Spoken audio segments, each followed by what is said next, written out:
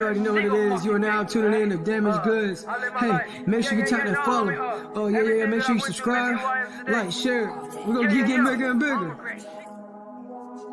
Damaged goods, but you know I still got the value. Did it by myself, I made my name without you. Yeah, I got a game on lockdown, ayy. See me when I'm chilling at the top now, ayy. I'ma tell my story. I don't give a fuck, you can watch out. Mind over matter, I'm telling the truth. Been through the worst, I got nothing to lose. Talking to me, better watch what you say. I am the one who don't play with no games. Velocity, property of my own shame. Militant minded and sick in the brain. Truly right now, I don't need to explain. Maki on fire, now you know my name.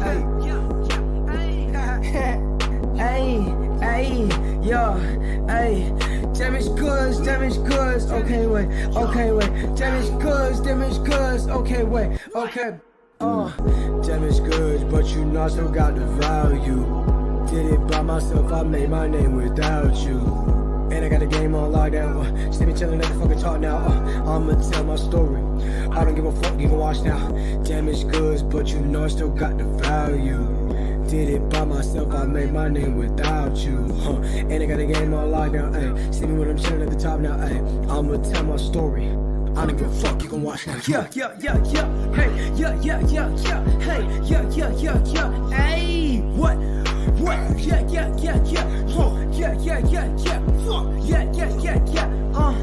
Hey, gang, yo, you already know what the fuck going on. Damaged goods, damaged goods with no motherfucking regrets.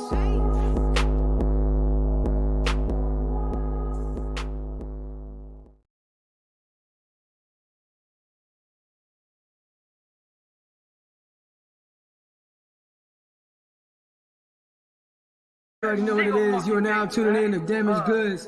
Hey, make sure you tap that follow. Oh, yeah. Make sure you subscribe, like, share. We're going to keep getting bigger and bigger. Damaged goods, but you know I still got the value. Did it by myself, I made my name without you. Yeah, I got a game on lockdown, ayy. See me when I'm chilling at the top now, ayy. I'ma tell my story. I don't give a fuck, you can watch out. Mind over matter, I'm telling the truth. Been through the worst, I got nothing to lose. Talking to me, better watch what you say. I am the one who don't play with no games. Velocity, property of my own shame. Militant minded and sick in the brain. Truly right now, I don't need to explain. Maki on fire, now you know my name.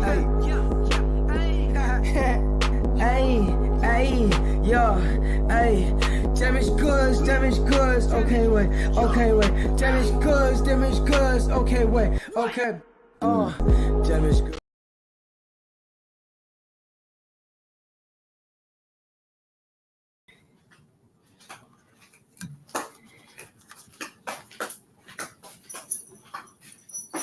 What the fuck? Can y'all see me? And hear me? What in the mother of fuck? Wait.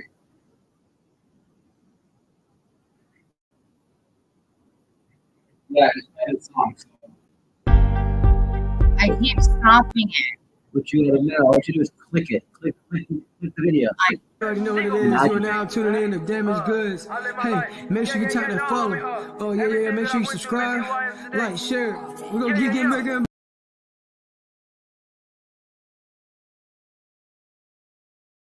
You already know what it is. You are now tuning in to Damaged Goods. Hey, make sure you tap that follow. Oh, yeah. Make sure you subscribe, like, share. We're going to keep getting bigger and bigger. Damaged goods, but you know I still got the value.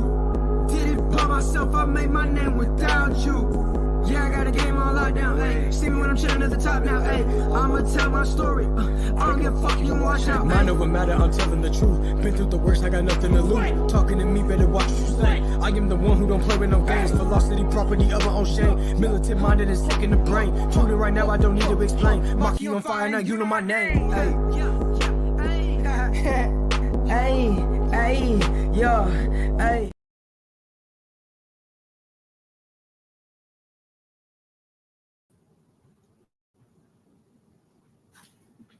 You might have to go closer to the box. Okay, no, am I there? Can everybody see me? Holy Hannah, my computer decided to just, I don't know, throw fits today and not cooperate. Figures, right? I guess it's a protesting for me taking so long to use it. Okay, so here we are. Let's see who we have tonight with me. I do apologize for the insanity on my stream. My computer just was like flashing at me. I have Mark and Dolly. Hey, ladies. Okay, checking. Hey, honey, how are you?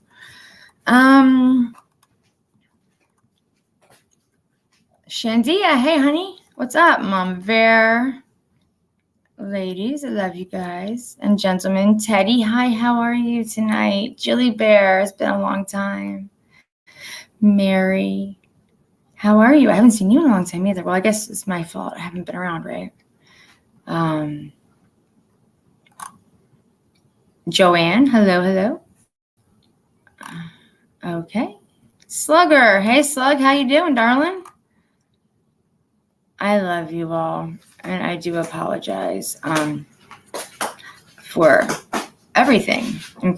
My very, very long vacation, followed by my wannabe comeback, and my computer decides to just decide to make a mess. So anybody knows when you get to end of life moments, a lot of times we take notes and document everything. So I have my notebook in my lap. All right, good. And so that's what I've been doing, updating everything as best as I can in the notebook for the doctor. I'm happy to see you, honey. I am.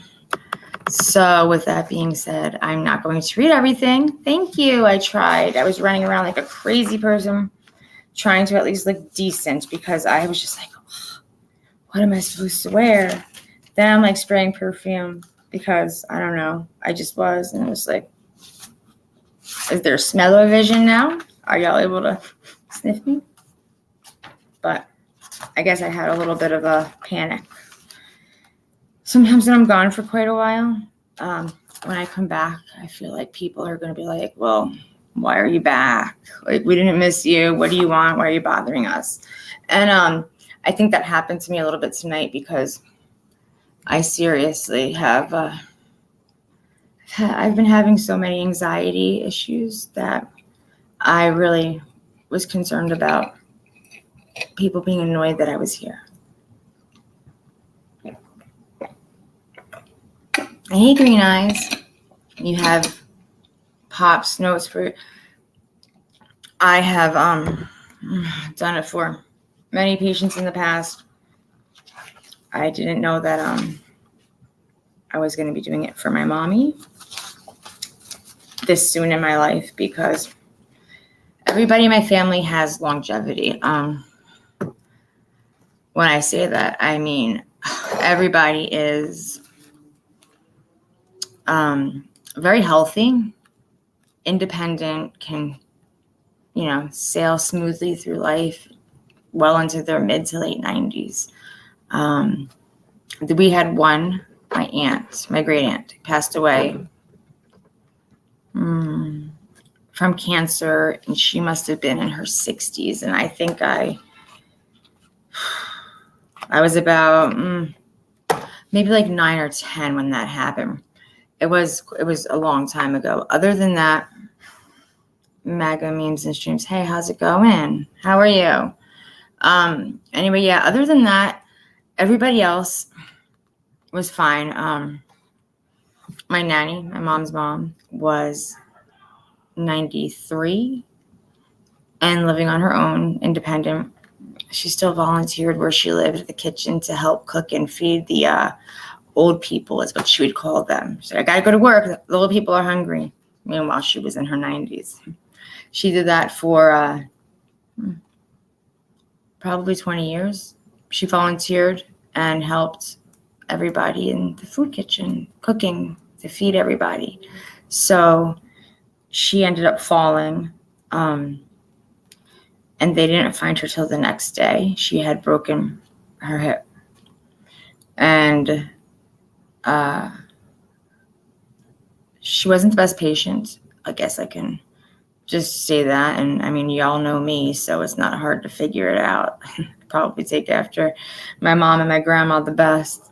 But they they kicked her out of the nursing home. Yeah, that was interesting. And that was after relocating her about 3 different times. But she ended up passing on a treadmill doing PT, and she just collapsed. And that was the end of that. But the only reason I'm telling you that is just because, you know, she is the last of my family to pass, and she was 93. So Mom turned 82 last month. She will officially, other than my great aunt who passed away when I was much, much younger, she was in her 60s. My mom will officially be the youngest person in my family to die. And that's not easy to say. My mom's going to die.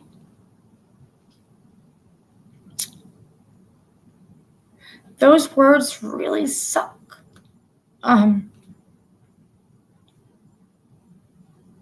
We all know what's going to happen one day, right? But we don't really expect it to happen when it does. I think the reality of it kicking in is it's not easy. Fuck reality. Fuck all that. I don't want to think about it. I don't want it to be real. I don't want to say it because saying it and acknowledging it and accepting it makes it real, and I don't accept it. I don't accept it at all. I don't want to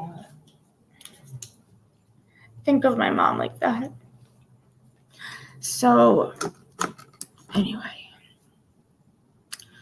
it is what it is, right? She was in the nursing home, and we were on the phone, and this is like a week before they let her out. She was telling me she was having hallucinations. So immediately I'm thinking about a bunch of different things. Hey, Mandy. I started asking questions, of course, is what I do.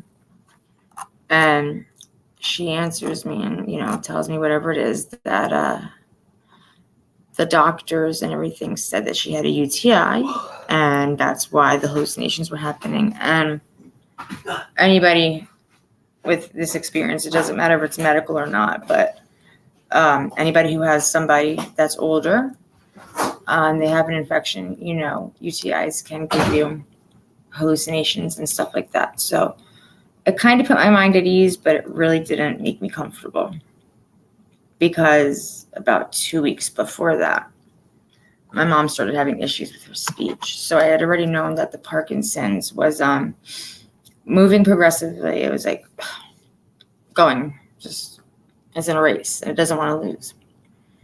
Hey, Camille, how are you? So her speech started declining, and then about 2 weeks later, she gets the UTI, and they said that's what was causing the hallucinations.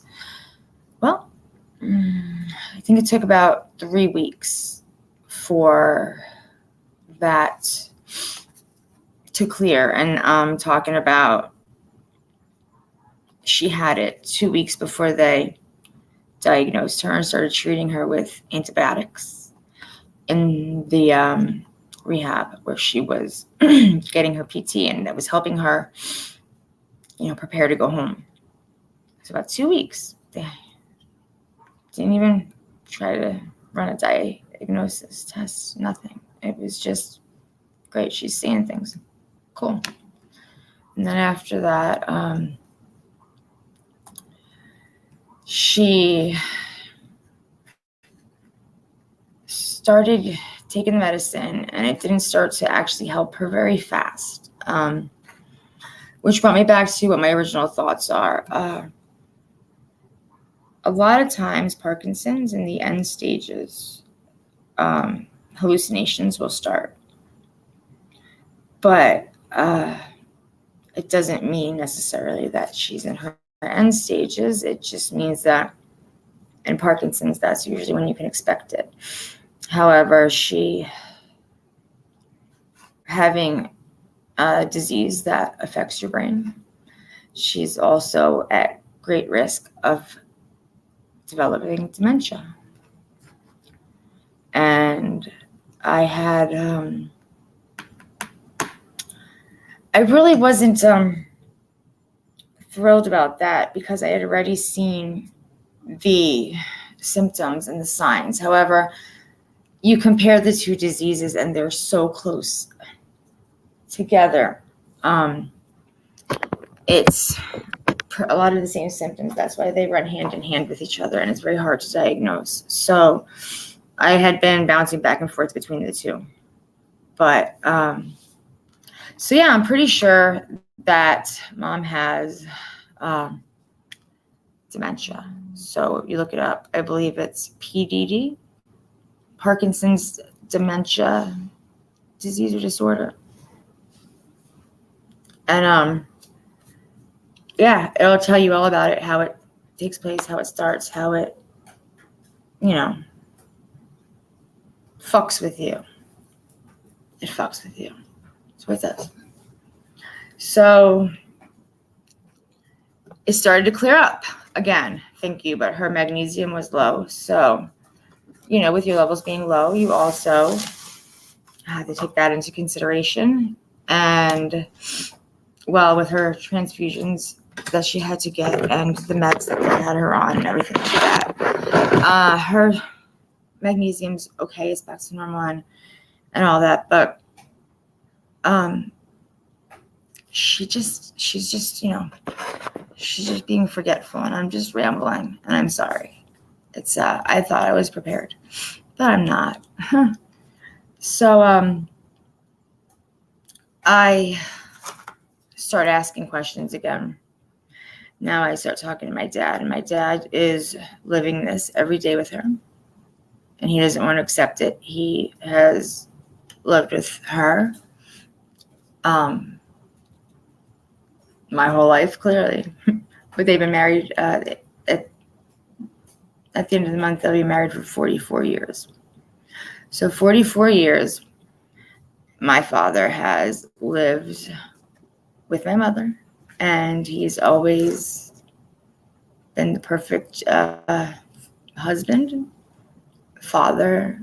He's always been that man that you idolize, and he's very set in his ways. He has a military background, so being an older gentleman with military and Italian, yeah, he's a pain in the neck a lot of the times.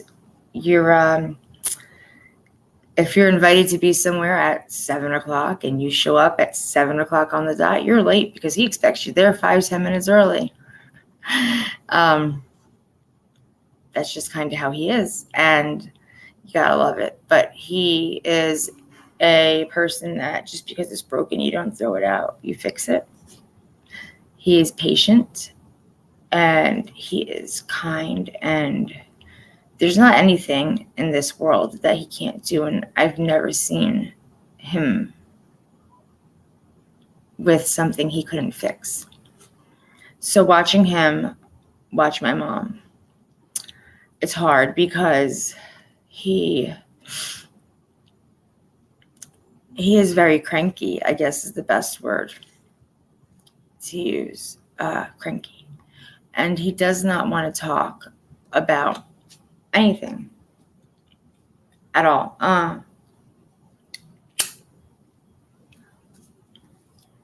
To the point that I started asking him, about her symptoms and different things like that. I'm just like, Dad, she kind of like, maybe reminds me a little bit of Nana. Nana's my dad's dad. My dad's mom. Sorry, Nana. She had dementia for many years before she died. And it wasn't really something that I was capable of understanding because I was extremely young. 5, 6-ish. So she started to scare me because I didn't understand. She just, she started calling everyone babe because she forgot their names. And well, I was the baby, so she forgot my name first. And I asked about it, but, I didn't really get much clarity. It was just, oh, she calls everyone babe. That's true. She calls everyone babe. Okay, cool. And then she stopped talking English and started talking Italian. She reverted back to her own language, That's what she was taught first. That's what she grew up. They came over from Italy. And when she stopped speaking Italian, it was gibberish. It was a bunch of mumbles. And it was a bunch of, it was nothing that you could understand. And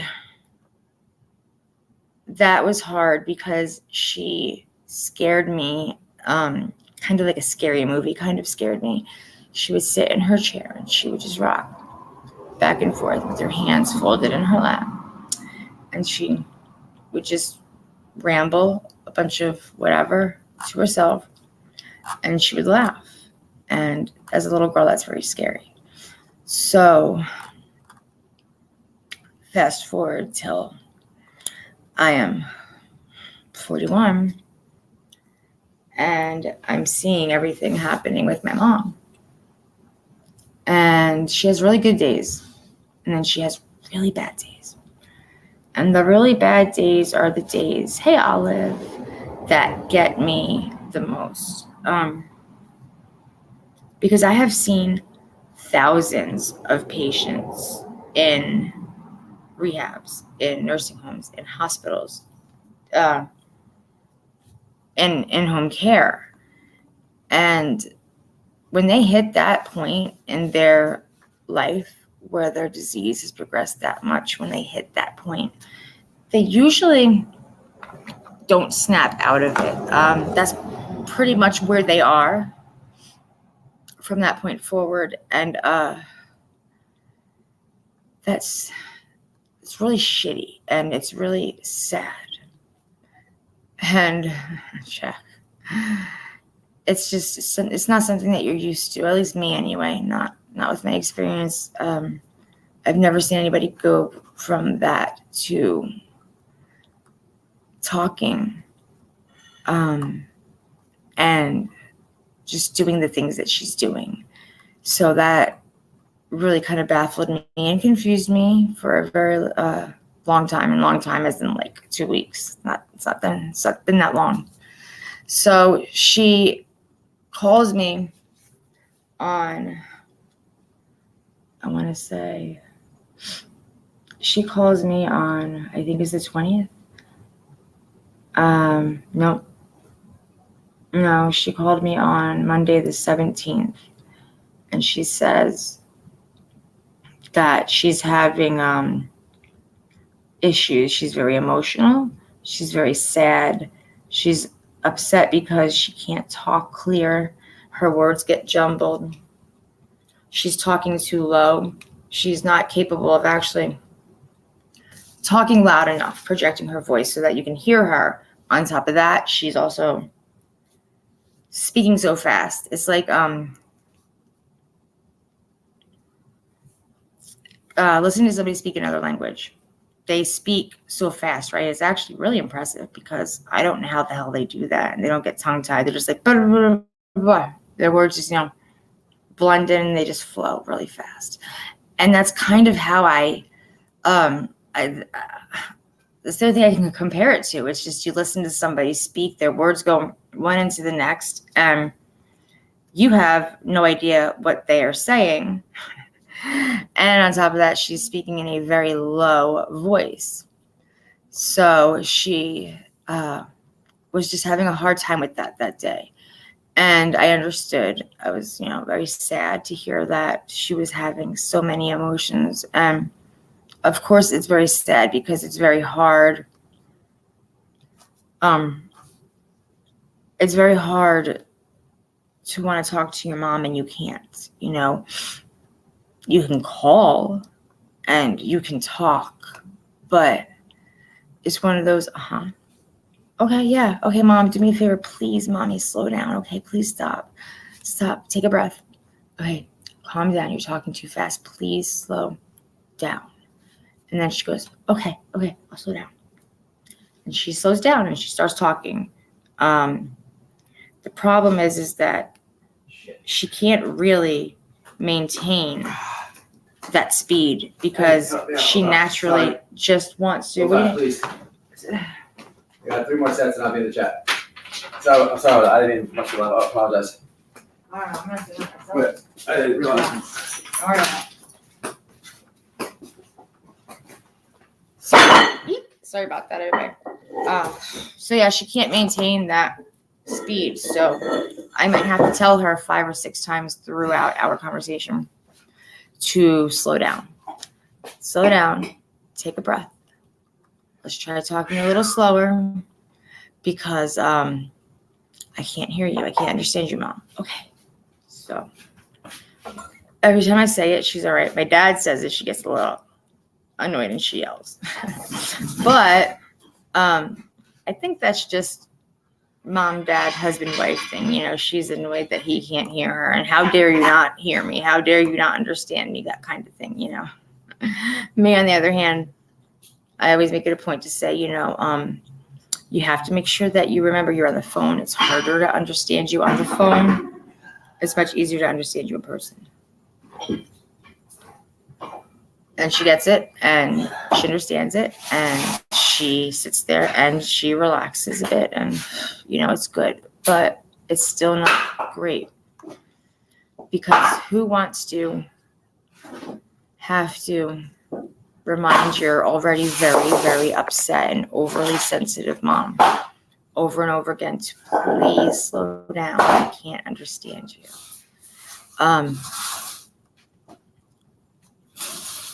It's hard. It's really hard for me to have to do that. Hey, Selena. And that's what our conversations have become. So anyway, after I hung up with her, because she just started to cry. She really was very upset and emotional. She's, you know, she's sad. She can't talk. She can't do things. She feels useless. She's stuck to a wheelchair. My grandma says. And then she says, and I'm starting to hallucinate again. Okay, you want to talk about it? No, I'm just gonna go. Okay, so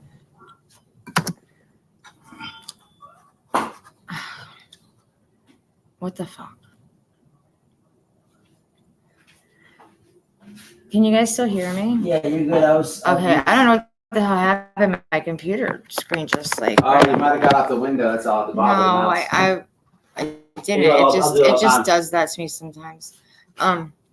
Yeah. So she didn't want to talk about the fact that she started hallucinating again, and my dad had never told me that it was going on.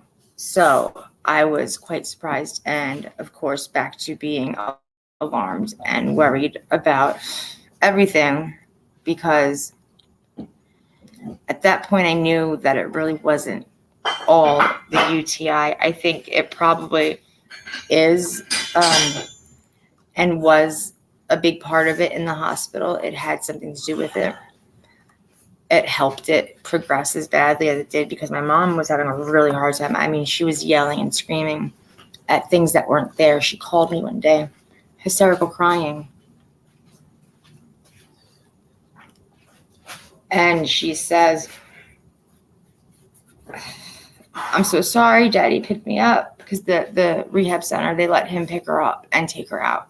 And she had really good times going out. You know, she went out for her birthday. She went out just randomly for whatever reason.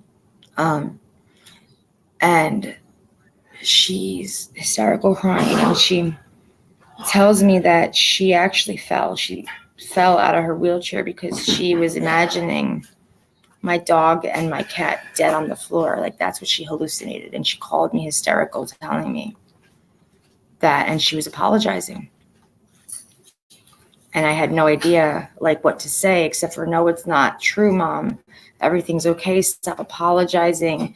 You don't have to apologize. Nothing's wrong. You know, my dog and my cat are here. And she's insisting, no, I saw them. I'm so sorry. I didn't do it on purpose. Hey, the real angel, how are you? She's not doing that great. But thank you. She was just inconsolable. My dad was with her and they were on speaker. I'm like, Dad, what happened? I'm like, is everything okay? I'm like, is your cat, okay? I was looking at a Sphinx cat I wanted to get myself, and I sent her a picture of him, and she was like, oh my God, I love him. I want him. I have to have him. Well, Tell him the story. Huh? Tell him the story that we got it for. Yeah. So how much should we spend on Zeus? 2,000, 2,500? No, he was like 1,000 something. 1,800? Sound right? It was close to 2. I thought it was like 1,200. But I remember we sent what's her Oh, name? because we were friends with the. Okay, so because we were friends 1,300. with the person who worked with the breeder, we ended up getting a discount on my mom's Sphinx, Zeus.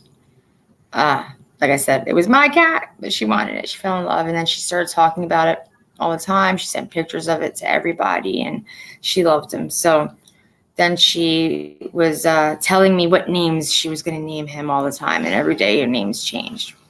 So I start sending payments, and it was about $1,200 to $1,300 what we spent on this cat that weighed about a pound and a half when we took him home.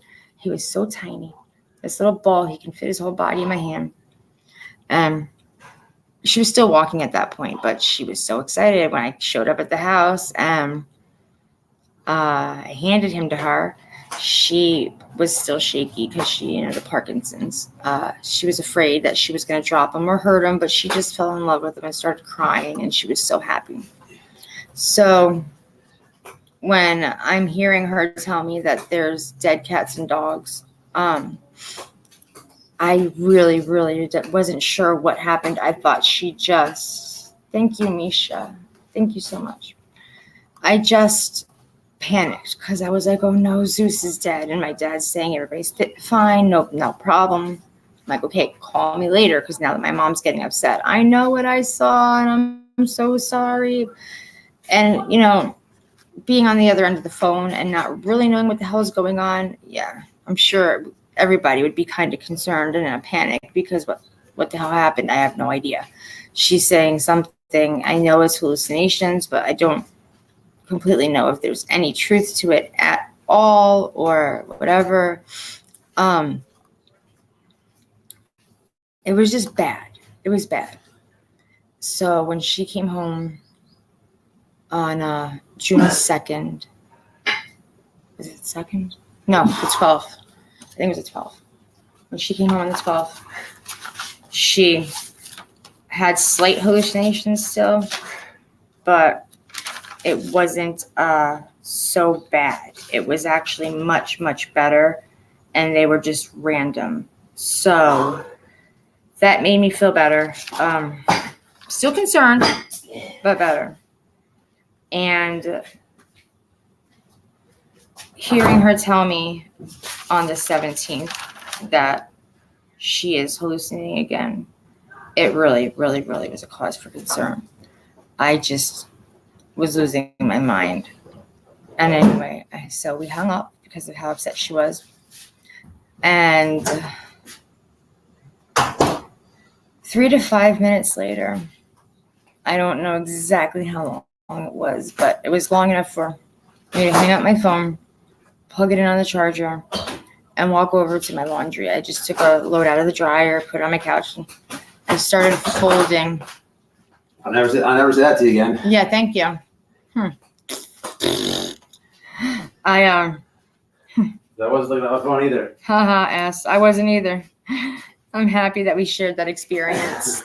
I'm very happy that we can relate now. I'm here. Oh no, that's all right. That's for another day. So I was folding. I don't know what the hell I was folding something, and then my phone rings again. And it's my mom. Hey, mom, what's up? And she's going, your dad's phone sucks. I'm like, okay, why does daddy's phone suck? I call, and he's not answering. Okay. She's like, I need him to help me with something. Can you please get your dad for me? I said, yeah, okay, mom, no problem. I said, I'm going to hang up and I'm going to call him right now. And she says, just go and get him, Noelle. It's okay. Just, you don't have to call him. Just go out there and get him. That's when I realized she thought I was in her living room. Hey, Doris. She called me on the phone to have a conversation with me. And she thought she was talking to me in person.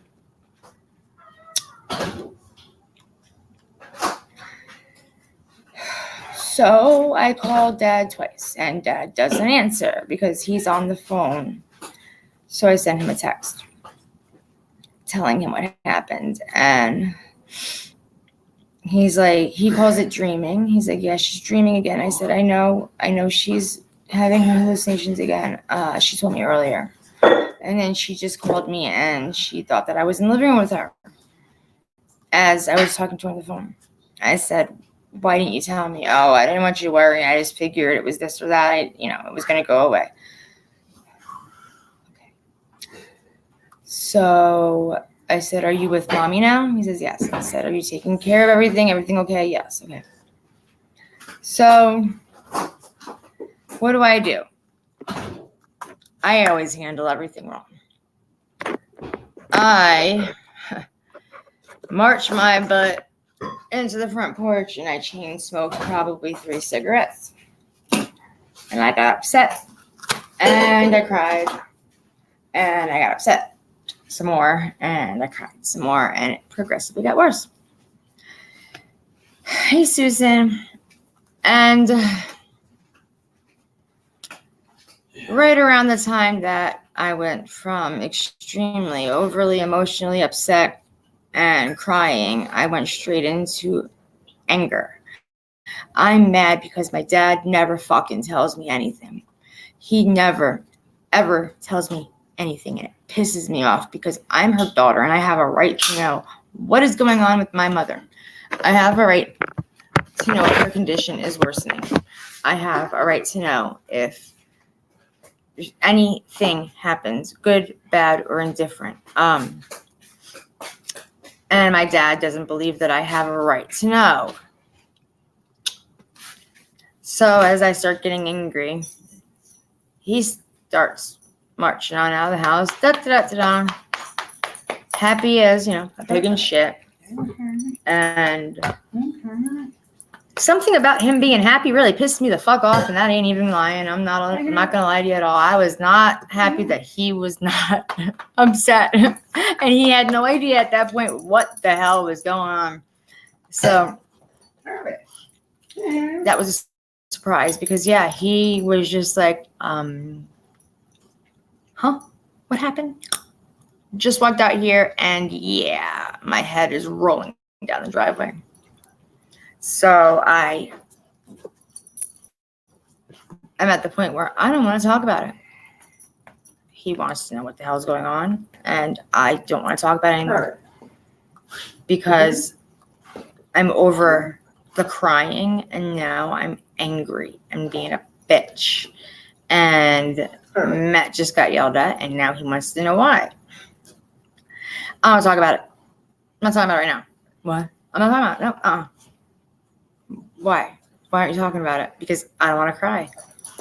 I don't want to cry again. That was it. So he tolerates me very well. He just did whatever it is that he did. And I went into the bedroom a little bit later and I started crying again. So I told him what was going on. And of course, Matt with the optimism. It could be this, it could be that. It doesn't mean anything. And I'm just like, no, you're wrong. And he's saying, stop being negative.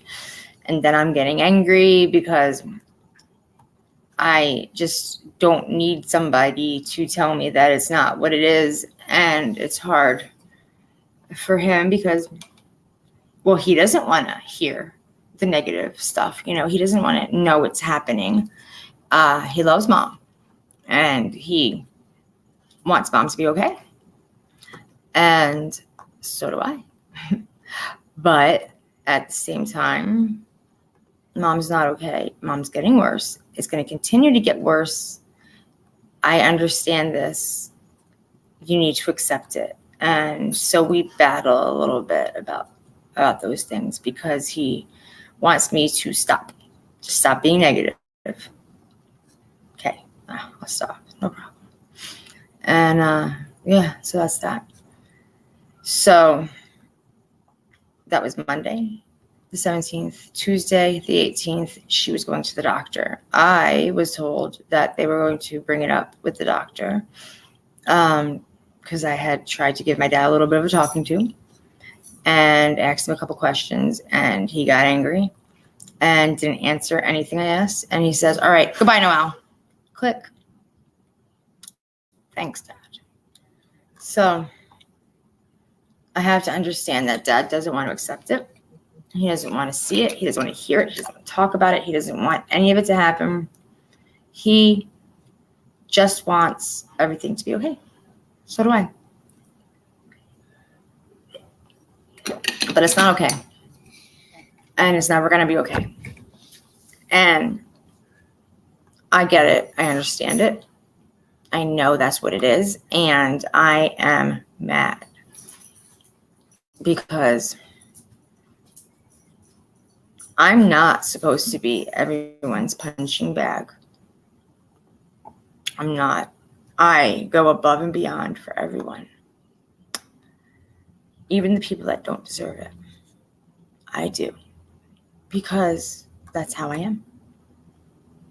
And if I ask you what is wrong with my mother, or if I ask you why you've not told me about this or that or the next thing, I think that I'm entitled to an answer. And I don't have this extreme false sense of entitlement. I'm not somebody who deserves the world served to me on a pure gold platter, I'm just a normal, regular person. I'm no better or no different than anyone else. But I still deserve to be answered when I'm asking questions, especially when they have to do with something serious. And Dad doesn't feel like, I guess that's something he wants to agree to. He's going through it too, though, babe. Yeah, so am I. So instead of arguing and fighting and being rude, I think that we need to be nice and talk to each other and explain everything because,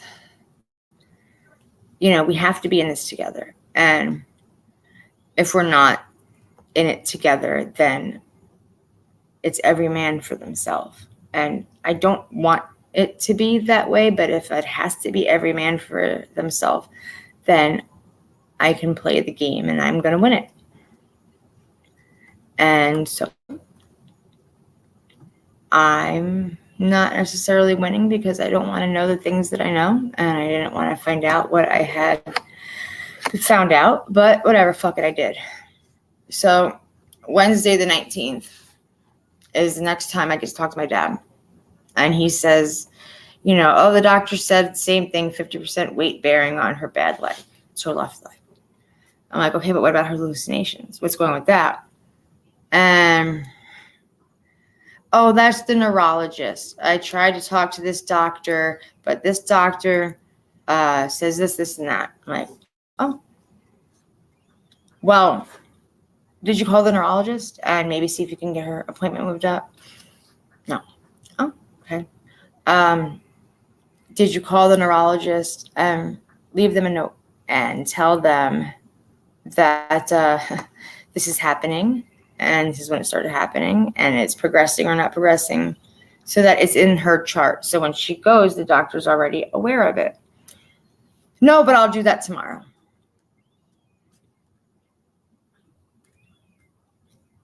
Okay. Yep. That's what you're gonna do. And do it tomorrow. Okay, cool. Did he do it?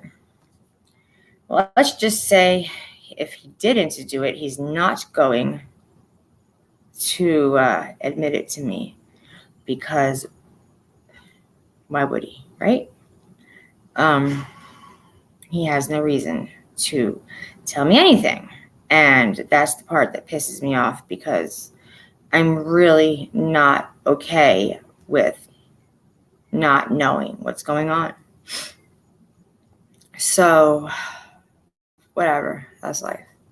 So, I go to my mom's house a few times, and she's okay. I can honestly say she had some pretty damn good days. She was talking, she was laughing-ish. She didn't love the situation that was going on in her life. She didn't love the fact that she's, feeling the way she's feeling and she's declining. But all in all, she was in decent spirits. So on July 26th, that's a Wednesday. Let me make sure. I'm pretty sure it's the 26th. I go to Mom's house, and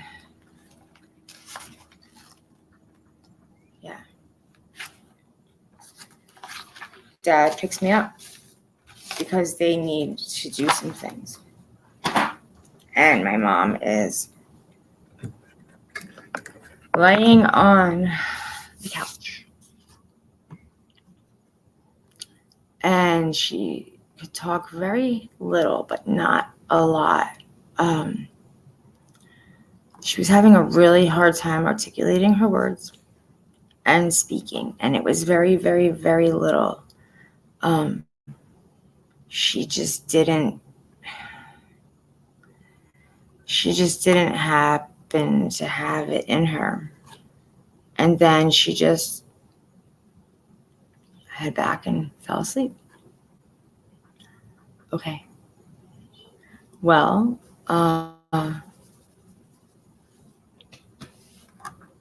she spent the rest of her day like that, in and out of consciousness.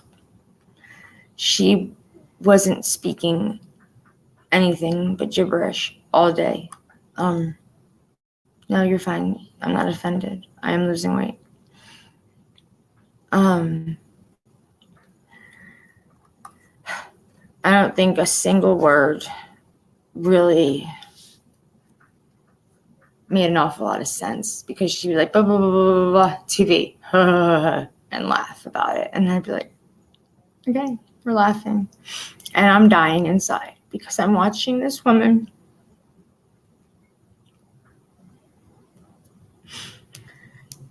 lay on a couch. And she's not really talking, and she's not doing anything but sleeping. And she's in that point that people that I mentioned, when they get to that point, they don't come out of. They just don't snap back. There's no return. This is what the rest of their life is, and my mom is doing it. And I am so upset because I can't talk to her, because she doesn't understand me. She can't talk to me. And she's doing everything possible to try, or just to exist. But she's not.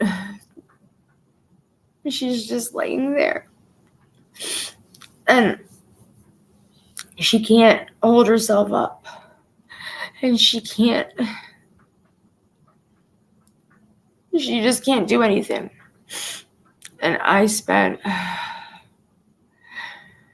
about 4 hours alone with her, taking care of her, which is fine. But that's all she did. That's all she did. She laid there and she mumbled, and she'd open her eyes and she'd close them, and she would move her hands. She actually, I think, was feeding herself at one point. I took some videos, just because I decided I needed to start taking some videos and some pictures. And I got one decent picture with her.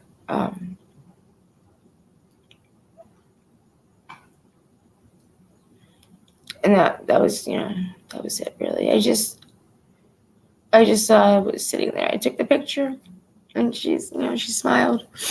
And after that, I just laid my head on her shoulder, and I gave her a kiss on the cheek, and I said, "I love you, Mommy." And I couldn't stop crying because I'm not ready to lose my mom. I don't know how to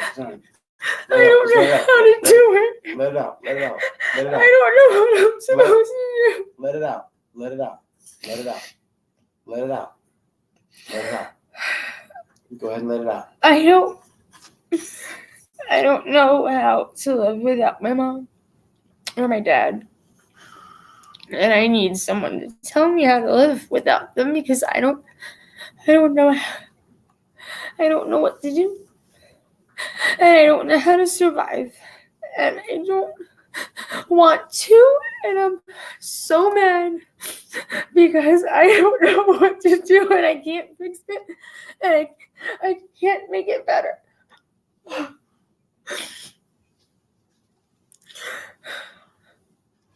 And I took her phone, and she didn't notice. I mean, she'd look at me, but she really didn't notice. And I took her doctor's number out of her phone. And I called. I sent him a text. And I asked, for him to call me back. And he did. And I just kind of bitched and rambled and complained. And I was mad because I don't have the answers that fucking snot. I love snot. What the fuck thought snot was a good idea? I told him what was going on. Told him how I'm not getting any information from anyone, and that my mom, this is what she's doing today, and how she has been all day. I told him about how she had called me and had told me the week prior that she was hallucinating, and then how she told me that she wanted me to go out and get my dad because she thought I was there. And he said, yeah, I'm amazed with how quickly your mother is declining. I said, yeah, no shit. Even doctors get the cussing. Yeah. It's pretty weird. No shit. I said, super fast. I don't know what's going on because my dad won't tell me what's going on. And I said,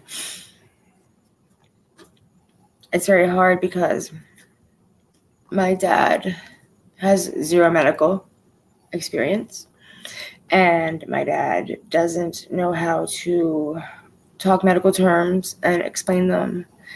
And I said, he should be telling me something, anything, because I'm the one that's going to give him the answers. I'm the one that's going to know what's going on. And he'd already met me a few times. I'm very charming.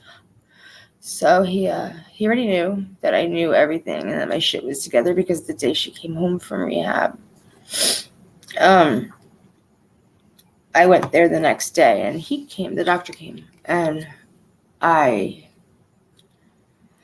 told him all the things that I wanted implemented in her care plan. I said that I'm going to be taking care of her and that I don't trust the nurses. And he's told me that he had heard about, my visits to the hospital and whatnot. I said, well, if you guys trained your staff right, wouldn't have to tell them how to do their job now, would I? See, there's this big thing with nurses and stuff. We think we know everything. And a lot of times we do know more than the doctors, because the doctors, we do everything that they don't want to do. It's just the way it is.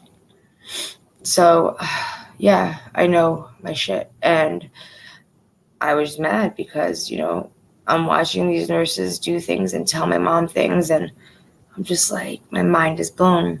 I have not been working in the medical field for 8 years. 8. Maybe the book's changed. Maybe the test has changed. But the symptoms don't change. The way you handle things and treat things don't really change. And yeah, I was just unimpressed. So I made sure they all knew how disappointed I was and how unimpressed I was. So on the phone with the doctor, telling him about everything, asking why all the stuff that I had requested him to put down on his list of things to order has not arrived yet. And he said, things are slow and whatnot. Okay, cool. But it's coming, right? He's like, yeah. I said, and I call him by his first name. I don't call him doctor. I just say whatever.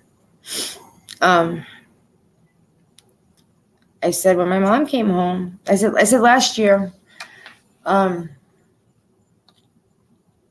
said probably mid-year, I told everybody that my mom was going to end up being in a hospital, in a wheelchair within a year. I said nobody wanted to listen. Mom wasn't trying to listen, nothing. Everybody, I'm wrong. I don't know what the fuck I'm talking about. So tired of that. And lo and behold, she's now in a wheelchair. Is it possible for her to walk again? Sure. Will she? No. She doesn't have enough time. You need time. Time's not on her side. She's not going to walk again. And I know that. She doesn't want to accept it. My dad doesn't want to accept it. Nobody wants to accept it. What you said about not walking again? She's not going to. Who said that? I'm telling you, she's not going to walk again. She doesn't have enough time for that leg to heal. Because she broke it in 4 different places. She's not going. Did you go there today? To get out of a wheelchair. No, I'm going tomorrow morning. You talked to her today? So I said when she'd come home and I was talking to her and seeing everything, and after we saw you and we ordered whatever, I said I went home and I said, I'm pretty sure my mom has between 6 months to a year left to live. I said, today, seeing her the way she is, I think we will be lucky if she sees 6 months. And he says, yeah.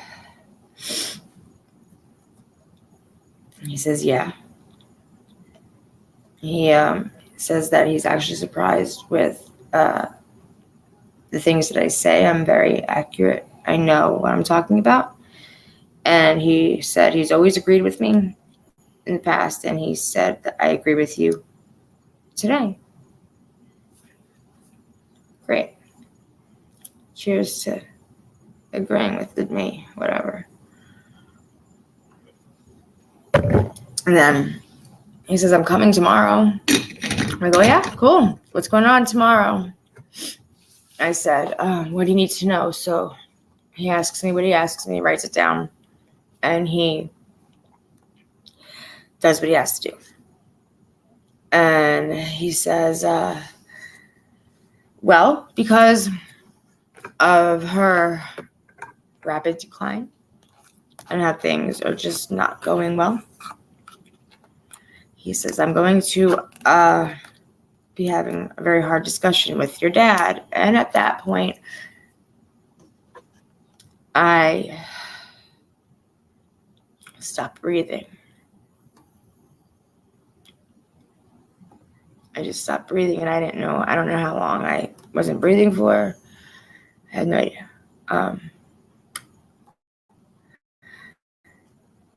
He says, I see your mom twice a week, every week since she's been home. And she is declining very fast. I said, yeah, I know. He says, so I am going to be bringing over paperwork. Okay. I already knew what it was, but,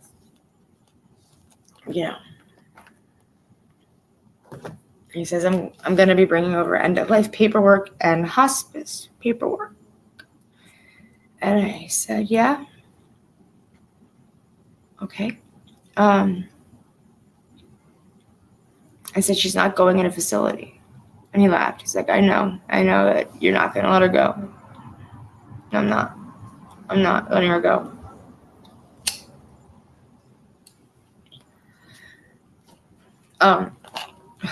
I said, the only person that's going to take care of my mom is me, my father, and I said, towards the end, it's going to get bad. And I said, I know that. I know my dad's not going to be able to do it alone. I said, I can't move in with them, or I would. But I asked about, in-home health care and whatnot. But in the grand old state of Florida, we don't accept Medicare. In-home facilities, they come spend however many hours they're told to come spend with you. They want cash. If you can't afford cash, well, anyone in the medical field, y'all already know. If you can't afford to pay me, you're just sign over the deed to your house. When you die, we'll just sell your fucking house. How much is it? For 4 hours or more, it's $25 an hour.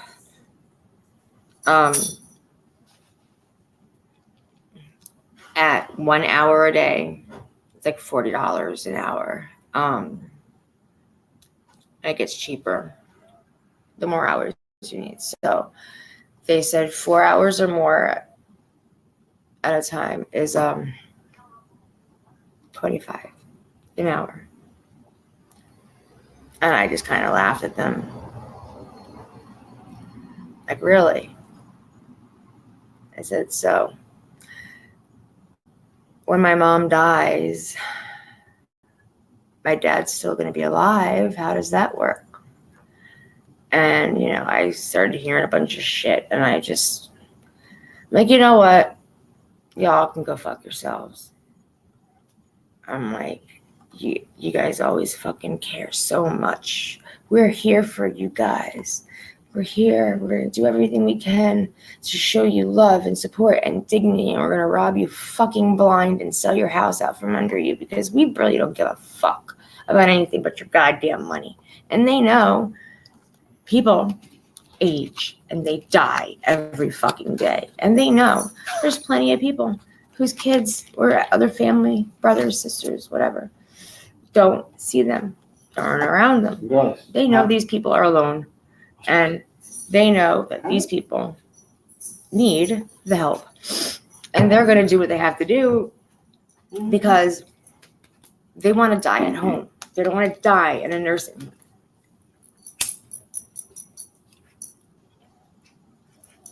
And I can't blame them.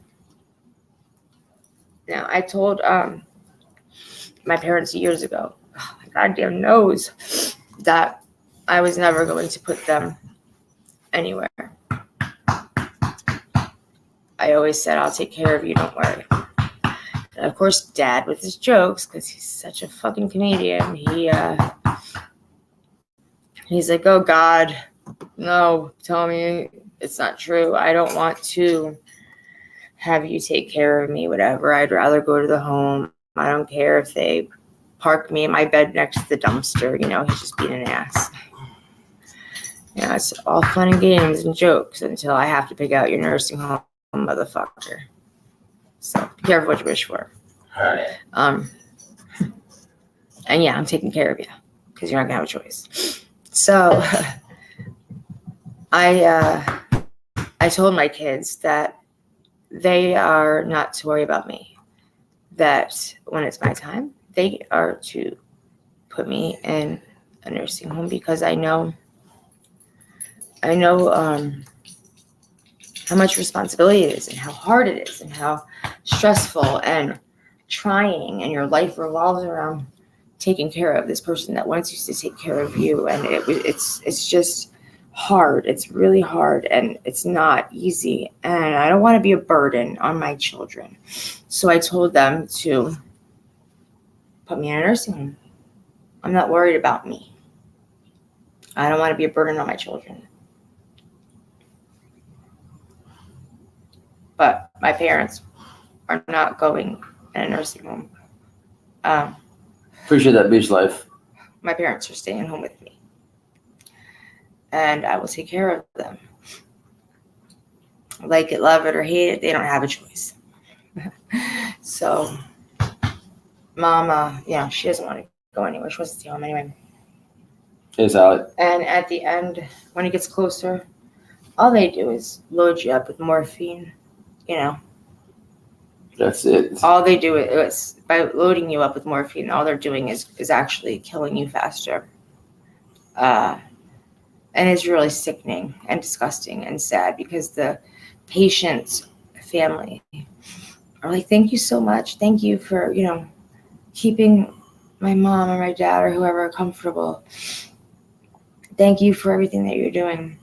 Meanwhile, I'm watching them pump these people full of morphine. And I know that, it's keeping them comfortable, but it's actually forcing them to die faster. It's stopping their heart. It's slowing their heart down. Eventually, they just overdose them, and that's how their family ends up dying. It's natural causes, I guess. Yeah, sure. It's natural causes, but it's also being overloaded with fucking morphine. So I'm not going to let anybody kill my mother. She's going to be taken care of. She's going to. I don't know why everybody's saying that. I asked if anyone in the chat has been in a situation or lost their mom, lost a parent, and it's whoever is saying one has. Yeah, T, I'm sorry I didn't respond. I'm really sorry that you lost your dad. Unfortunately, I have this grand habit of self-isolating. I'm not somebody that handles this stuff very well. And I'm a horrible friend, and I apologize for not checking in on you. Because you get a pass. Come on, you get a pass. You get a pass. I was busy taking care of my mom every day and coming home and trying to take care of everything I've been neglecting at home. And then I proceeded to bury myself in my couch and not move or talk to anybody. And that is kind of how I live my life every day. And I know it's going to get worse. So, yeah.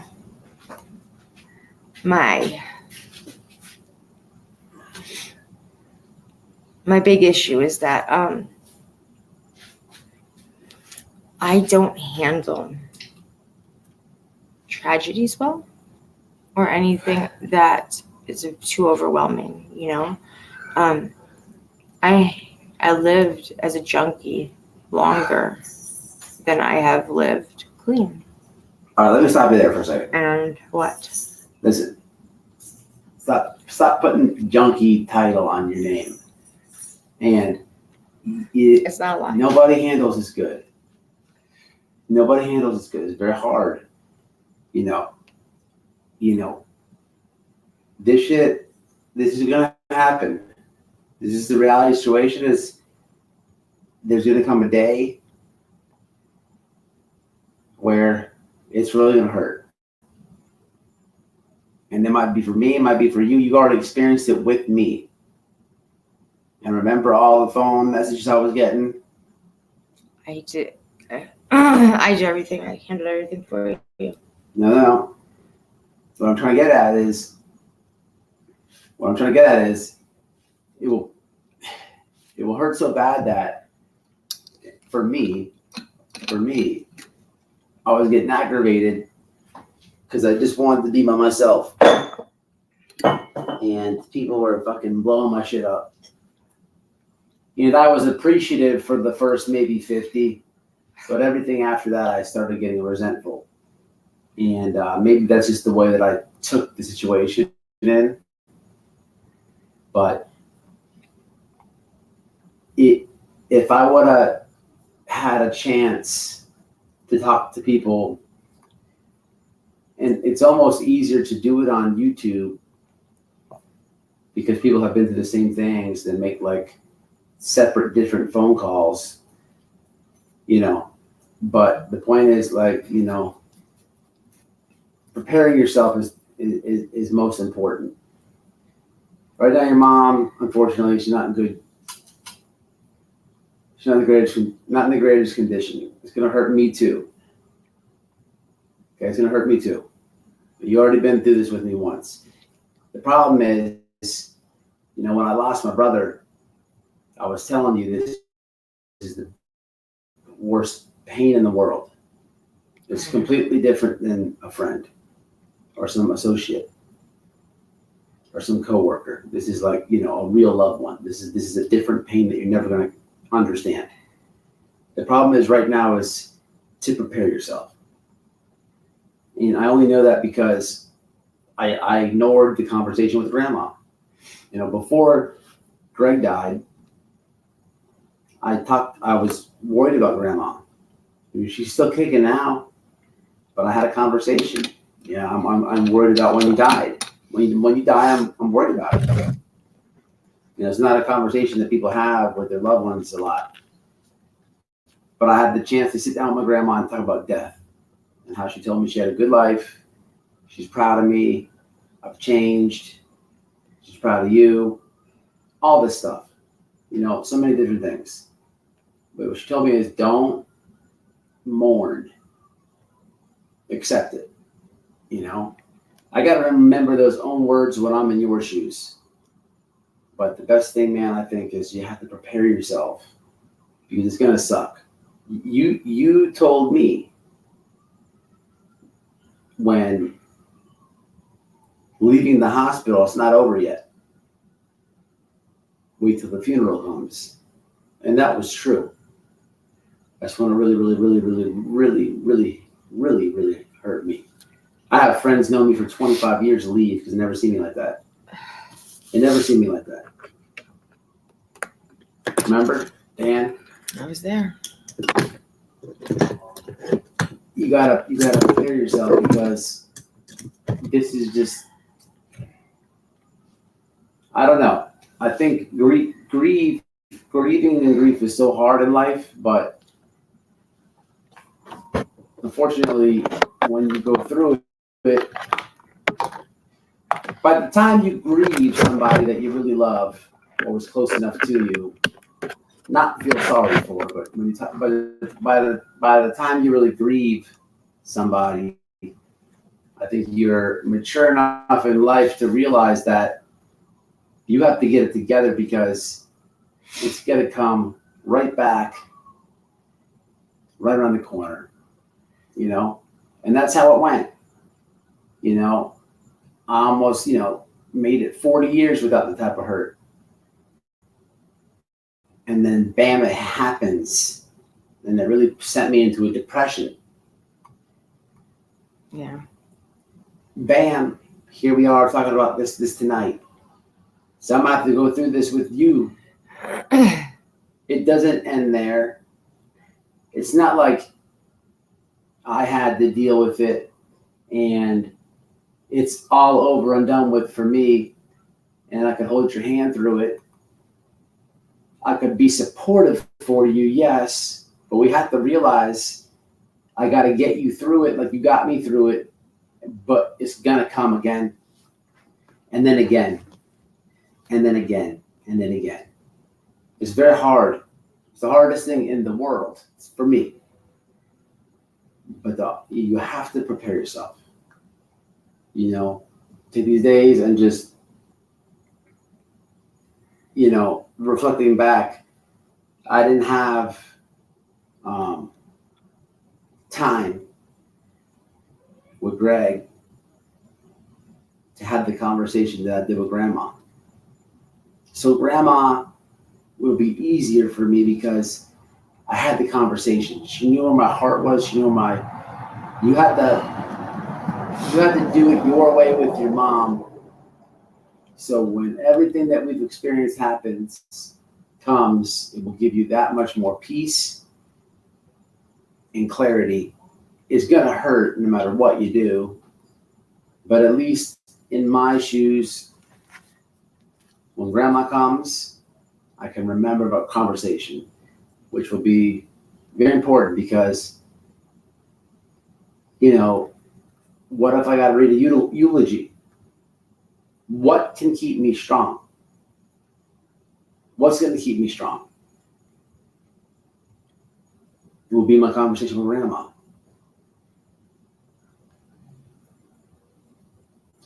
You got to figure that you got to appreciate every second of every minute, of every hour, of every day, of every week, of every month until that day comes. And then you have to have these conversations. They're not easy to have. It was very hard for me to approach my grandma and tell her that. Very hard. Extremely hard. But just as hard as it was to ask her, it was like simple for her to answer. And she wasn't even fazed. She wasn't offended. All these things I'm overthinking. She just gave it to me real deal, Holyfield. And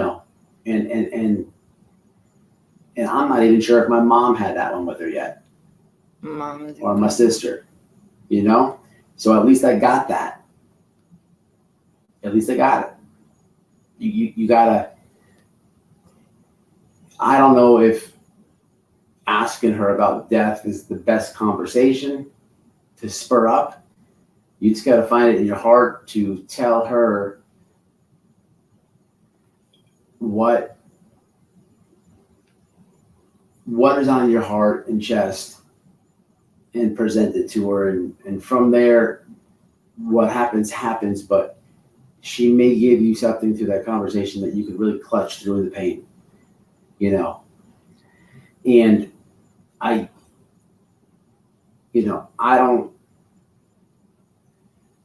didn't have that with Greg.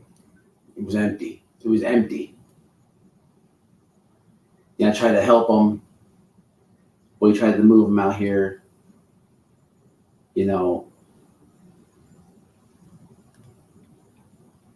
But I didn't have that with him.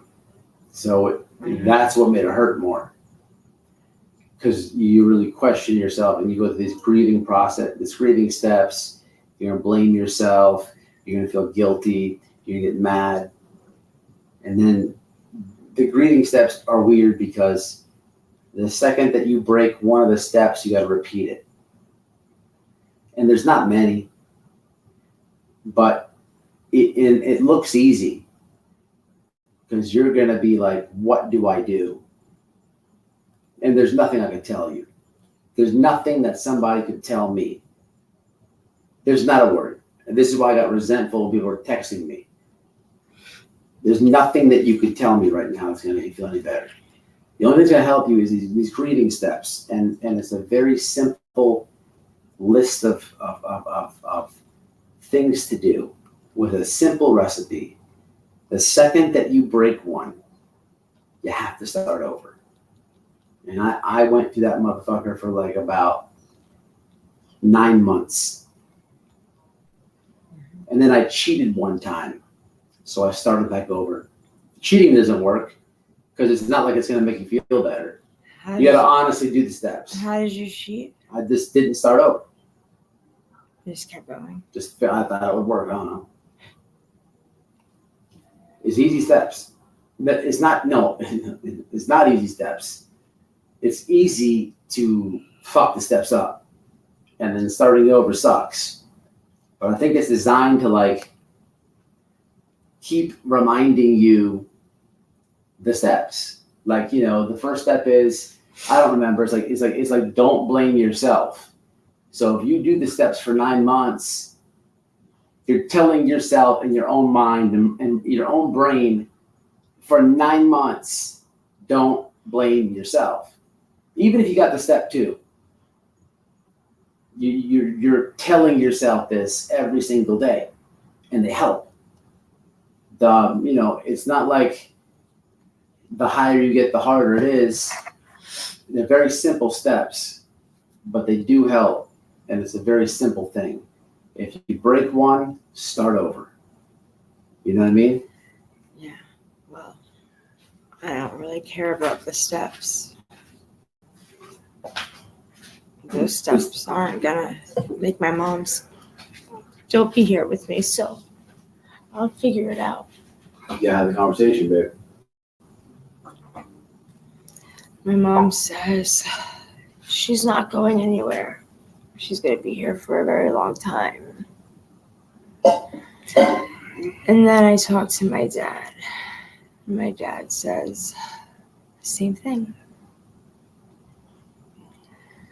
So I'm the only one accepting reality for what it is. And I have no one to talk to.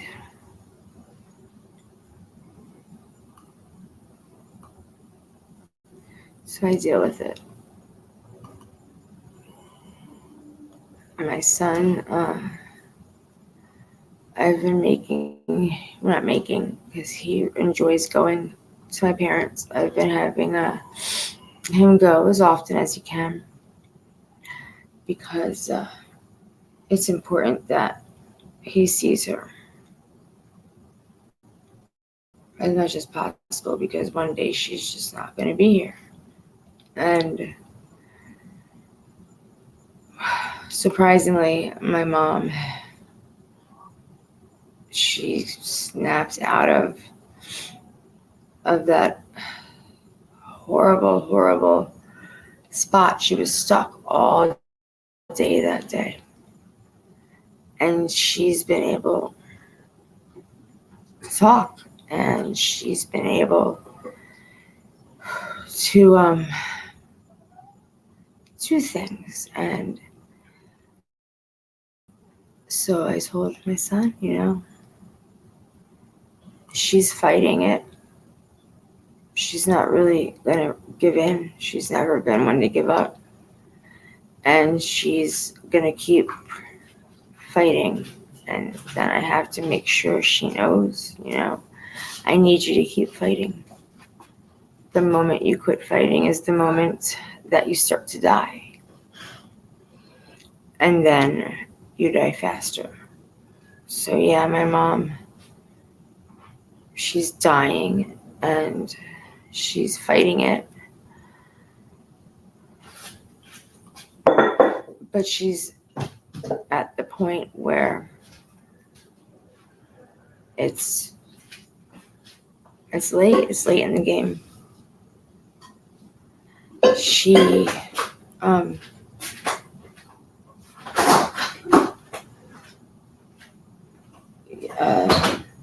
when the hallucinations and the day that I spent with her, when she just lay there and couldn't do anything, couldn't function, couldn't talk, couldn't do anything, she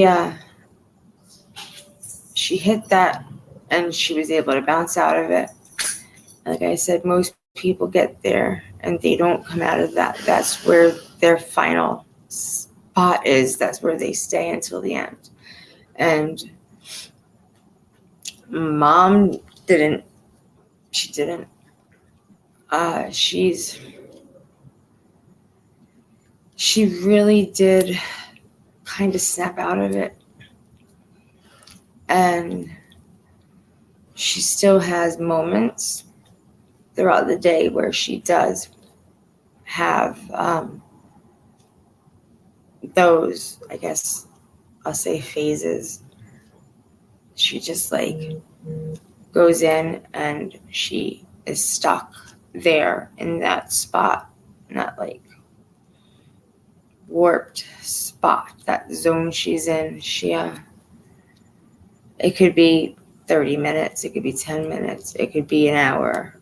She just goes back into the nonverbal and not moving. Her coordination isn't there. Her muscles aren't working. She can't hold herself up. She's just not there. And she still has those moments. But they don't really always last all day long, not like it did that one day. You know, my dad tells me he took Mom for a golf cart ride, and all I could think is, what if she fell out of the golf cart? You don't have a seatbelt.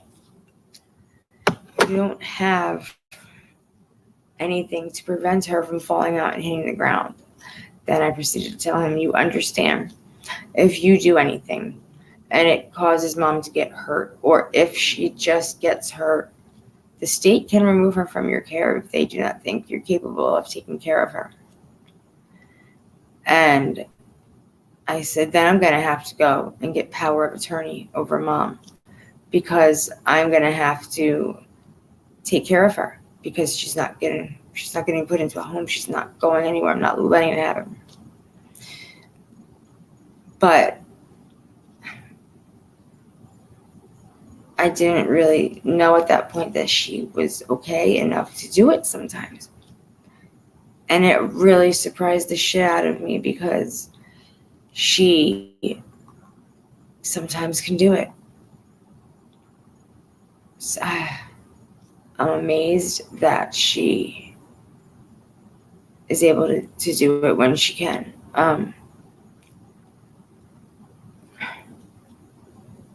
She wheels around, starts cooking. That kind of does make me a little nervous, because, well, how many of us have experience with people that have hallucinations, or they're forgetful, or whatever it is, when she's in and out of this zone and she can't do anything? You know, how do I know she's not gonna open the wrong door and wheel down the stairs? How do I know she's not gonna set the house on fire? You don't. You don't have any idea, because one day to the next is always going to be different, and it's always going to be a drastic change. I have literally watched this woman snap in and out of this unconscious zone, and it's very scary, because I'm not ready. I'm not ready at all. And then I'm going to have to face people at my mother's funeral that don't belong there,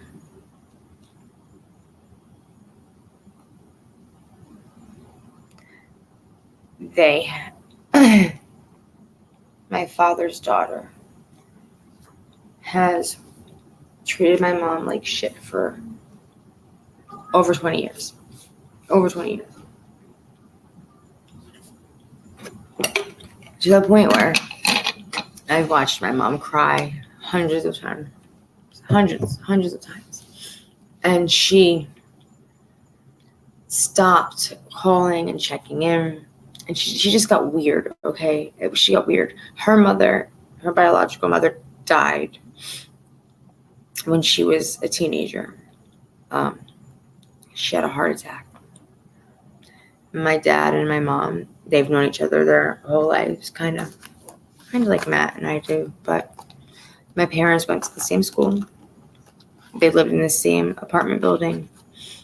So my mom has 2 sons. My dad has a son and a daughter. They grew up hanging out, you know. My mom and dad never really got along. They didn't really like each other. My mom said my dad was annoying. And one day he just, I don't know. She was sitting on the stoop and he walked up and they started chatting, and one of them, I don't remember which, says to the other, hey, let's go do something, and, you know, dinner or whatever. And I guess it was my dad, I would imagine. And my mom was just like, all right, cool. And I guess she didn't really find him that annoying anymore.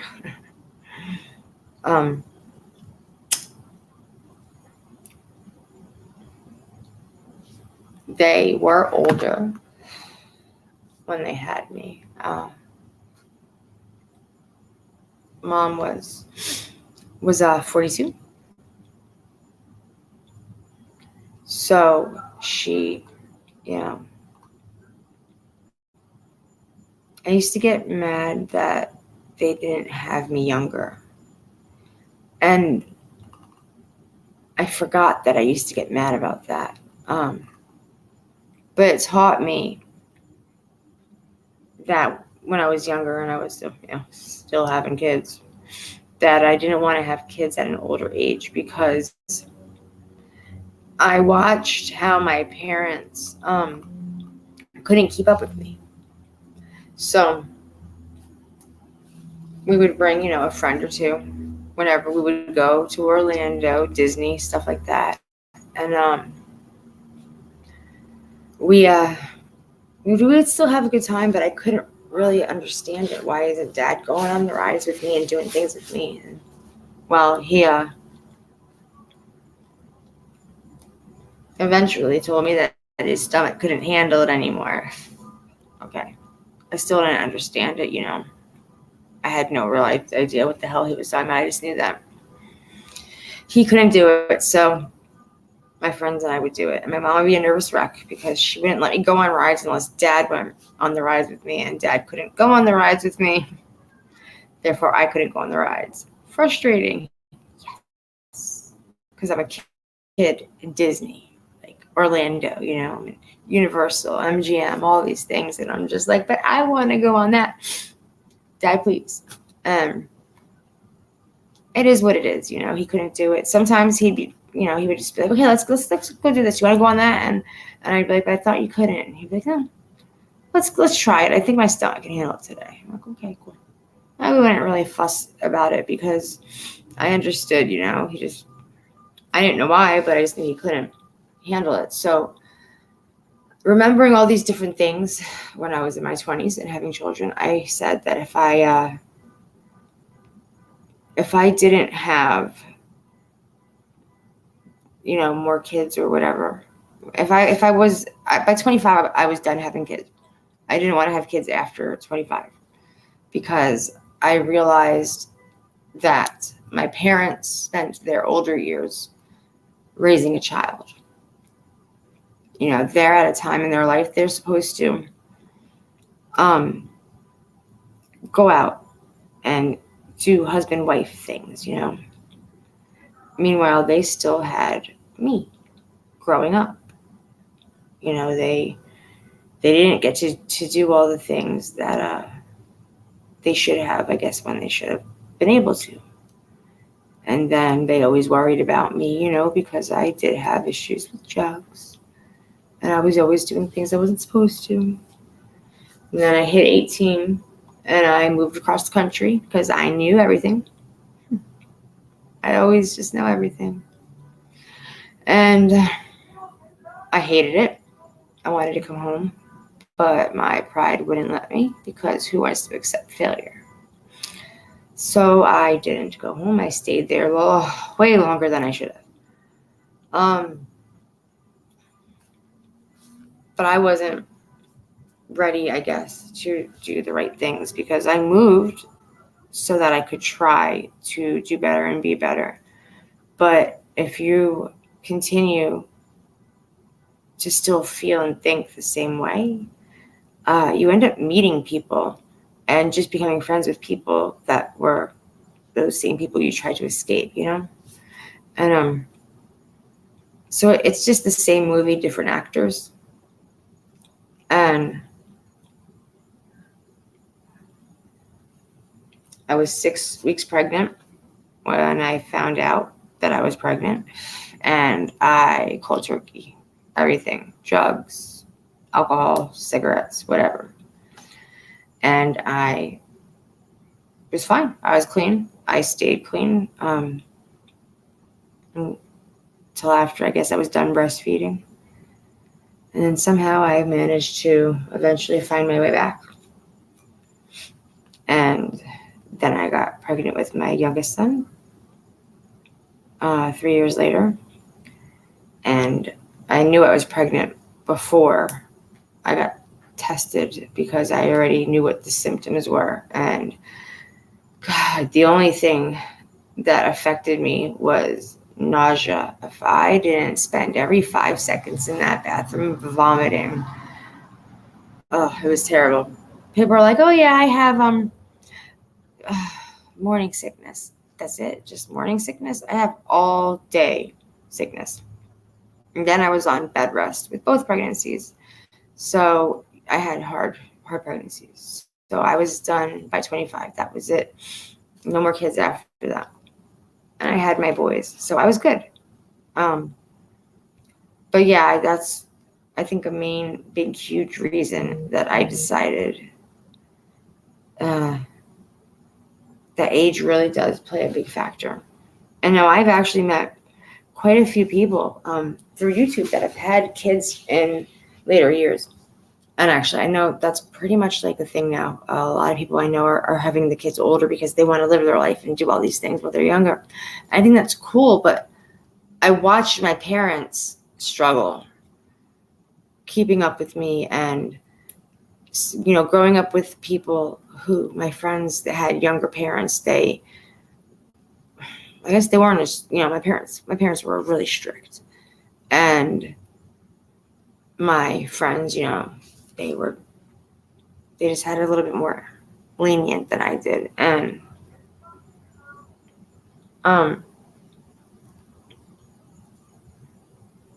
so I didn't want to, I don't know, I just didn't want to have my kids feel the way I did.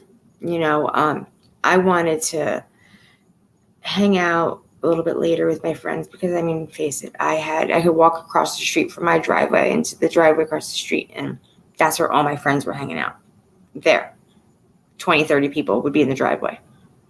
As long as they were in the driveway, they didn't have to go in the house.